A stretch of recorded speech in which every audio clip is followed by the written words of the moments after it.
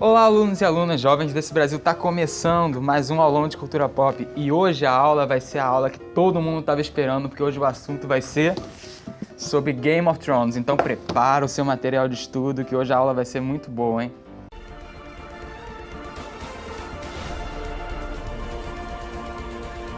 Então pessoal, podem ficar tranquilos, hoje é a aula de Game of Thrones, mas é uma aula free spoilers, não vai ter spoilers, a aula vai ser bem tranquila, vai ser bem didática hoje. E ela vai ser dividida em duas partes. A primeira parte a gente vai falar sobre religião em Westeros.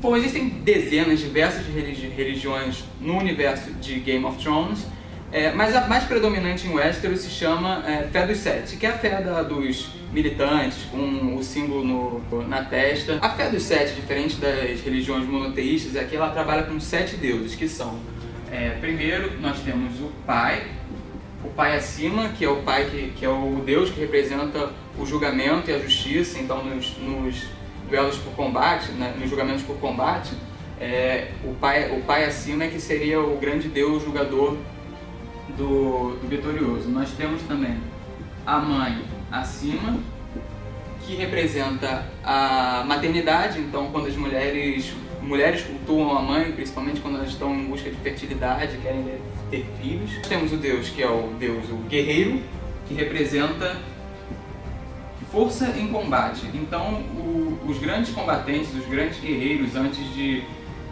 conflitos ou de guerra, geralmente eles cultuam um guerreiro para dar força neles no desafio que eles vão ter aí, né, numa guerra ou num conflito, seja lá o que for. Nós temos a donzela, que representa as virtudes da donzela, as virtudes da inocência e da castidade.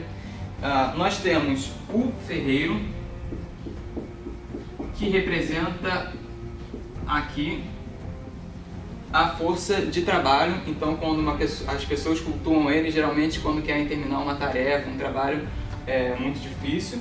Nós temos a velha, que é a deusa da sabedoria. Então, quando as pessoas estão em busca de conhecimento e sabedoria, elas cultuam a velha. E nós temos também outro que é o estranho. Esse é um deus mais...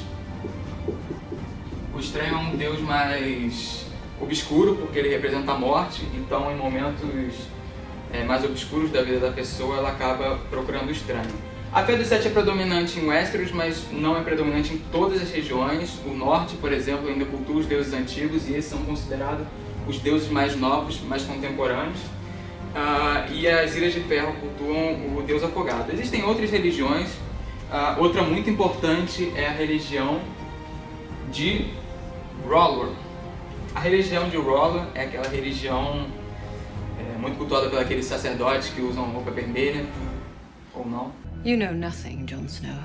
E como que funciona a fé de R'hllor? Existe um deus máximo supremo chamado R'hllor, que seria um ser de luz, que seria a salvação, enquanto que nós temos sua contrapartida, que é um deus de escuridão e de dor, que ele é um deus que não deve ser nomeado, mas ele é conhecido como o grande outro, que seria uma representação mística dos White Walkers, bem conhecido como os outros, que aparecem bastante na série, que seriam monstros de gelo que trariam caos e desgraça e morte.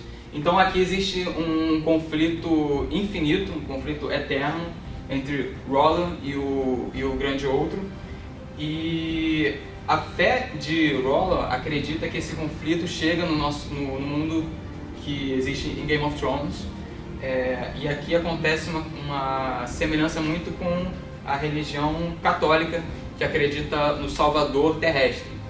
A fé, a crença do Deus Pai e do Deus Filho. Então aqui a gente tem uma representação terrestre de R'hllor, que seria conhecido como Azor Ahai, que seria um humano com essa descendência desse Deus, que traria a salvação contra que iria derrotar todos esses grandes, os outros, né, os White Walkers, que é uma teoria muito conhecida em Game of Thrones. Quem seria esse Azor Ahai? Acho que a gente pode fazer uma aula inteira sobre essa teoria, Mas a ideia é que nós temos um grande guerreiro, um grande salvador com uma espada de luz chamada Luminífera, que iria derrotar todos os White Walkers e trazer a paz à Terra novamente. Então agora nós vamos à segunda parte da nossa aula, que é um pouco sobre geografia no mundo de Game of Thrones. Bom, existem 3 continentes predominantes no mundo de Game of Thrones, que nós temos Sotoros, que é o maior de todos os continentes, mas que não aparece muito na história. Nós temos Essos, que é o continente da Baía dos Escravos, toda a narrativa da Daenerys acaba acontecendo lá. E temos o principal, que é Westeros, e eu vou destrinchar aqui as regiões de Westeros, que é a principal continente. Primeiro nós temos a região para lá da muralha, ao norte da muralha. A muralha, que é uma grande montanha de gelo, protegida pela Patrulha da Noite, que separa a região dominada pelos White Walkers, povoada pelos selvagens que querem fugir dessa região, até porque eles não querem ficar lá enfrentando os White Walkers, eles querem passar para essa parte de Westeros, mas aí eles acabam entrando em conflito com a Patrulha da Noite, que não quer deixar. Afinal, eles são selvagens e eles não querem esse tipo de pessoa no reino deles. E nós temos na parte norte, o norte, que é a maior região das regiões de Westeros, que é governada pelos Stark, pelo castelo de Winterfell, e o lema deles é Winter is Coming, que é aquele lema muito conhecido da série. E é uma região como é mais ao norte, é uma região mais fria, mais gelada que as regiões mais abaixo. Nós temos as terras fluviais, que são governadas pela Casa Tully, através do Castelo de Correrio, com o lema de Family, Duty and Honor, família, dever e honra. Nós temos também as Ilhas de Ferro. A religião cultuada é a do Deus Afogado, como eu citei na outra parte da aula, que é governada pelos Greyjoy, do filme Greyjoy, da série, que são ilhas um tanto quanto autônomas, e a ilha principal é a Ilha de Pyro, sendo que o lema principal deles é We Do Not Sow. Outra região de Westeros é o Vale de Arryn, que é uma região montanhosa, uma das regiões com o maior relevo de Westeros, governada pela família Arryn, através do castelo Ninho da Águia, que é aquele castelo bem alto, que se vocês se lembram na série, é onde tem aquele julgamento que as pessoas acabam caindo naquele buraco e despencando daquele penhasco bem alto. E o lema da família é As High as Honor.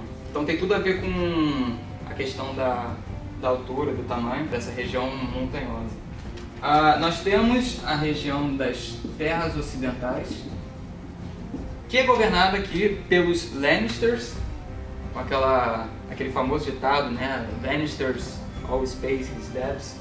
Mas o lema deles é Hear Me Roar, porque eles têm todo esse culto ao símbolo deles, que é o do leão e tal, da força, da veracidade dos Lannisters. E o principal castelo deles é o castelo de Casterly Rock. Continuando, nós temos a Campina, que é uma das maiores regiões de Westeros, só é menor que o norte. É uma região com uma vegetação muito densa, com muitas flores, é uma região bem florida, e ela é governada pelos Tyrell, que tem lá inclusive o Cavaleiro das Flores, que é bem... Esse lance das flores é bem predominante na família e na região, e o lema deles é Our is the Fury. Nós temos então também as Terras da Tempestade, que é uma região na costa de Westeros, bem próxima ao oceano, que é governada pelos Baratheon, e é uma região com tempestades muito fortes, trovões, acontecem chuvas muito intensas nessa região, e o lema dos Baratheon, o lema dessa região é Growing Strong. Nós temos também a região de Dorne, que é a região mais extremo sul, é bem ali no final de Westeros. É uma região, um clima muito mais quente, é bem o oposto, a antítese do norte, que é mais frio. Então você vê até que os personagens têm uma característica mais latina, Muito por conta dessa... eles são mais bronzeadinhos, então... muito por conta desse clima predominante da região. E os principais são os Martell. Eles são até um pouco mais autônomos. O governante de Dorne se auto-intitula um príncipe. Ele não pode se auto-intitular um rei, porque vai contra a hierarquia máxima, que é o rei total de Westeros.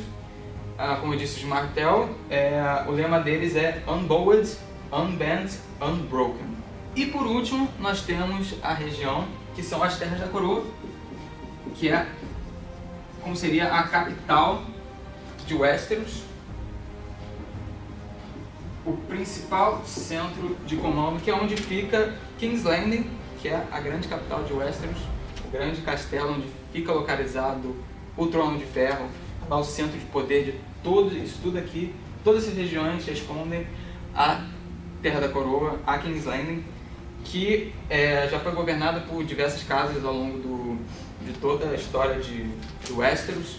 Ela passou muitos anos governada pela família Targaryen, que é uma família cujo lema é Fire and Blood, só que depois da rebelião de Robert Baratheon, ele assumiu todo o governo de Westeros, do antigo rei Aerys II, e hoje ela é governada pelos Baratheon junto com os Lannisters.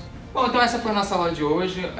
A mitologia de Game of Thrones é muito densa, é muito vasta, existem vários aspectos que a gente pode abordar. Hoje a gente falou um pouquinho sobre religião e geografia, mas a gente podia falar sobre economia, história, e podem ficar para próximas aulas. Então eu vou botar material na descrição do vídeo para vocês darem uma estudada. Esses conceitos são muita decoreba, eles são muito complexos, muito didáticos, então eu vou botar um materialzinho para vocês estudarem. Então fiquem espertos, se liguem nas próximas aulas, que a gente vai ter materiais muito interessantes para vocês. Tchau!